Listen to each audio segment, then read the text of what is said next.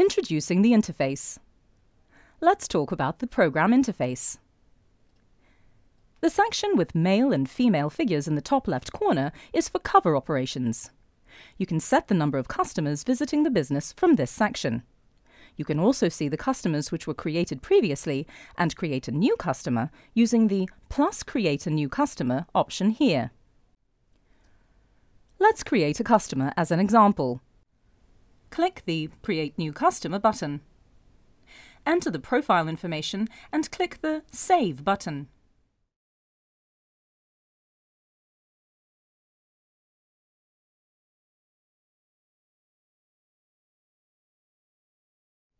You can see the current date and time in the top mid part.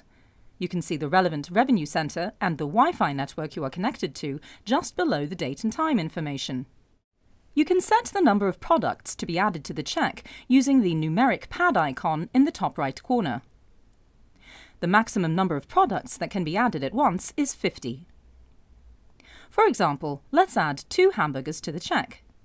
You can see these 2 hamburgers added to the check at the left. You can search the products previously added to the check using the search icon next to the numeric pad at the top right corner. For example, let's search the hamburger product. You can find information on the name of your restaurant and the program version using the Session Account Settings section in the top right corner. You can see the revenue centers used and switch between them immediately. You can save the changes on the system by clicking the Update Data button and continue using the program.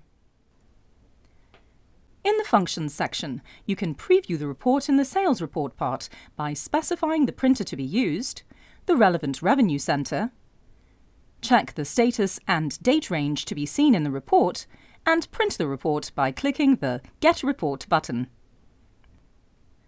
In the Settings section, you can see the list of printers connected to the same network in the business and select the Open Back Office option to make changes. In the Checklist part, open and closed checks can be viewed.